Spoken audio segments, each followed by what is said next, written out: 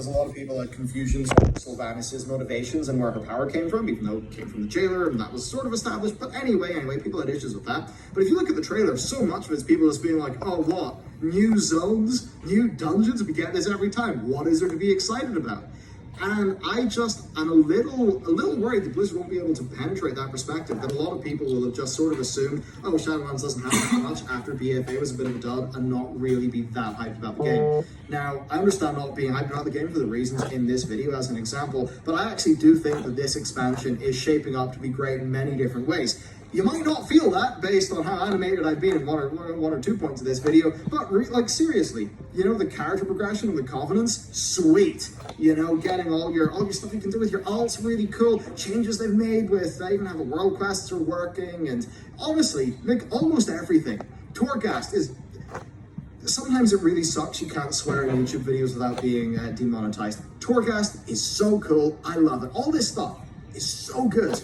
But a lot of it's unglamorously good, because it's just like, hey, we made some new options, we made a cool new feature, we hope you enjoy them, instead of something that just seems to have actually really penetrated the player's consciousness. So I don't know what you think about this, but there's been a lot of skepticism about this expansion that I think has been warranted, but there's been a lot that I also think is maybe a little bit less warranted. So I'm a little bit worried that this will hurt the success of the expansion, maybe in ways that it kind of doesn't deserve to. So a bit of a weird point I have in this video, and I'd love to know, is this something that has cropped up in your discussions with your friends and guildies about this expansion? If so, do let me know. I mean, look, assuming Covenant stuff doesn't take it out, if this is just a solid, respectable workhorse of an expansion that delivers us a lot of great content, I'm going to be pretty darn happy. Now, I do want to bring in one good thing here, and that is a little section of things I'm no longer worried about. And for me, that is Torghast Torments. You know, people said, no, we disagree with this in principle. Blizzard were like, okay, they do. We're not doing that anymore. Torghast entry cost. There was going to be an entry cost. People were like, we just want to play your game. Please let us. Blizzard were like, oh, okay.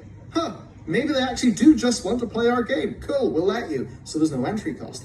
Conduits. We brought up a whole bunch of concerns. It seems like they're being taken seriously. Not only is this all stuff that I'm no longer worried about in a way, it is something that I'm actually excited about. I know, it's not even the title of this video. Take that for clickbait. Being positive in a video about worries. Ha! Take that, commenters. But you get my point here, right? Blizzard are being a little bit more open about discussions. They did an hour-long discussion with Preach, knowing full well that he totally disagreed with them on a whole bunch of things, and had made a lot of videos advocating for his viewpoints which are not convenient for Blizz. And they still went in and threw their game director into, I don't know, like into the den of wolves. It's Mike, he's a really decent guy. But you know, they threw him into a situation that is not the most PR-friendly thing in the universe. I do respect that quite a bit. And when you actually look at the beta, man, you get max level templates, you can choose your Covenant super quickly, there's Keystone creation vendors, there's vendors for everything, Flascator's there to help you out in testing your character. Just all that stuff is so much better than past tests, and that does make me actually a bit more excited, a little bit more heartened that Blizzard actually, you know, going to maybe see a video like this and see some of Mike's videos and people's, you know, feedbacks and forum posts and stuff like that, and maybe have a thought about them instead of just the BFA situation where they kind of just plowed on regardless. I do think in some cases that was sheer arrogance and pig-headedness, as they have, I think, displayed in numerous public communications during the early period of BFA. But I also do think that in a way it was just them being a bit behind schedule and just being in a, you know, I guess if you're going to go Game of Thrones TV Stannis situation where it's like, yep, we're clearly screwed, all we can do is march forward, and then, you know, they get, you know. This is James. As a company HR, he has to process all these employee benefits claims.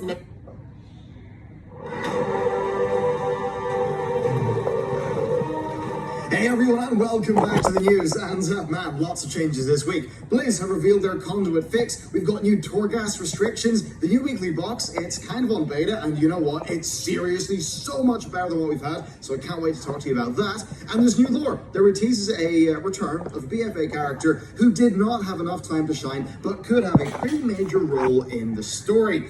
And also, it's the last day of the month, the day that this video goes up. So yeah, last day to get the Patreon rewards. That's the Warlock class pin, the Tyranid Oak art, and of course all the rest, including the big nice chunky sticker. And to tease next month, well, that starts tomorrow, and expect, well, it's Monk month, so expect the Monk pin, related art, and a dragon bookmark that I'm particularly excited about.